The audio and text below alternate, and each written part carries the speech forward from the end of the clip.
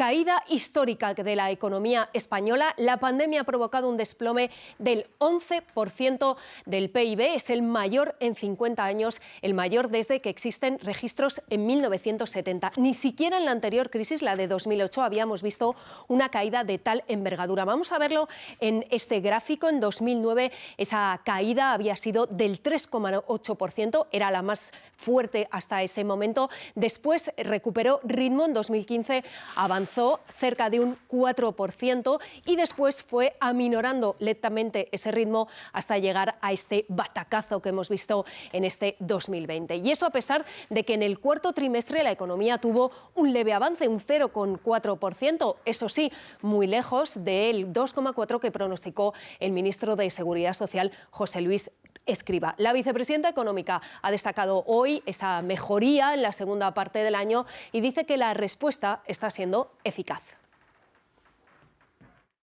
Teniendo en cuenta que estos datos del segundo semestre de 2020 se han producido en un contexto de rebrotes ya desde el verano y en ausencia de turismo internacional, se puede concluir que la segunda y tercera ola no están teniendo efectos económicos tan profundos como los de la primera ola de la pandemia. Pues para entender por qué ha caído tanto la economía española en este 2020, basta con mirar cómo se han comportado los principales indicadores que mueven la actividad económica.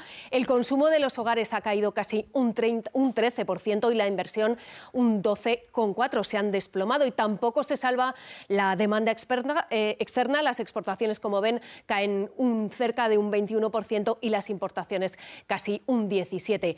Hoy, además, hemos conocido los datos de Alemania y Francia. Las dos economías caen también, pero no tanto como España. Alemania un 5%, Francia un 8,3%, lejos de ese 11% de España en 2020. Así que le hemos preguntado a varios expertos qué supone esta caída y qué puede pasar en los próximos meses. Bueno, yo creo que este año maldito, ¿no?, de la pandemia, pues en términos de crecimiento del PIB ha sido el año donde menos ha crecido la economía española en tiempos de paz, a una caída del 11%. En términos de producción estaríamos en niveles de 2015-2016, lo cual ha sido un año durísimo, ¿no?, para la economía.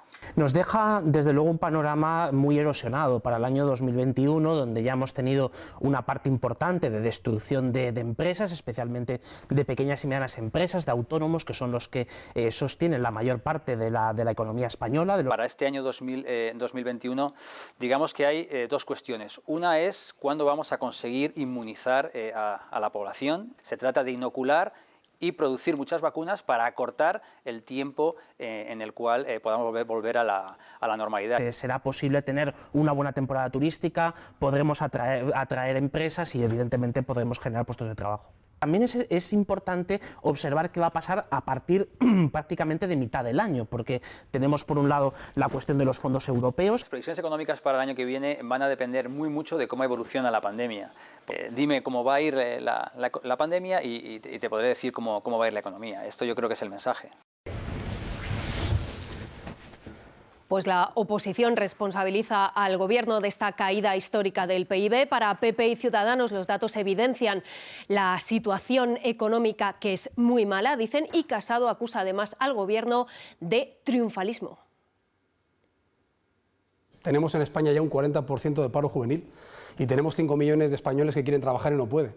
Y esto es un drama, por tanto creo que es insultante el triunfalismo del Gobierno, los brotes verdes, la V asimétrica, la resurrección, dijo. España va a liderar la resurrección económica. La situación económica es muy crítica en nuestro país. Necesitamos reformas, necesitamos ayudas directas como se están haciendo en otros países. Y hoy hemos conocido dos datos económicos más, dos datos importantes. Los precios subieron por primera vez en 9 meses, un 0,6%, y en parte de la culpa la tiene la subida del precio de la electricidad. Y en este momento en el que, como hemos visto, el consumo se ha desplomado, sube el ahorro de los hogares y también de las empresas, que ha alcanzado el año pasado una cifra récord, 1,2 billones de euros, una cantidad que por primera vez supera el PIB de España. Nunca las familias habían dejado guardado en el banco tanto dinero. El año pandémico se salda con un incremento de los ahorros de los hogares españoles del 8% respecto a 2019, el mayor repunte desde 2008, año en el que estalló la crisis financiera. Las familias acumulan más de 916.000 millones de euros. He ahorrado y no por la virtud de querer ahorrar. Comparado con otros años, tengo más dinero, o sea, estoy ahorrando más. No es para gastar hoy en día más. Si ponemos la lupa en 2020, vemos que el ahorro no ha dejado de aumentar, en especial con el endurecimiento de las restricciones. En diciembre creció casi el 2%, cuando menos en verano. Este ahorro en máximos históricos, por un lado, lastra el consumo, que es el principal carburante que alimenta, que propulsa el crecimiento económico de un país y sobre todo en el caso de España. Pero por otro, también implica que las familias afrontarán los próximos meses de posibles dificultades económicas con un mayor colchón. ¿Cómo y dónde se ha notado más ese bajón del consumo? Lo vemos con los datos recopilados por BBVA y CaixaBank del uso de las tarjetas. Los gastos variables vinculados al ocio y a los viajes son donde más se ha notado. En cambio, los gastos fijos o más constantes relacionados con la alimentación y la salud se han intensificado. Ha subido mucho las cosas, la comida para mí me ha subido mucho. Decías, bueno, no pasa nada, es un día y al final son todos los días y he gastado muchísimo más. Y lo poco que te ahorras cuando estás confinado, cuando sales, te lo gastas. Mayor ahorro, menor consumo, en parte porque hemos salido menos de casa. La retirada de efectivo se ha desplomado un 20%, los pagos en establecimientos físicos casi un 8%. Por contra, el comercio electrónico sí se ha mantenido a flote.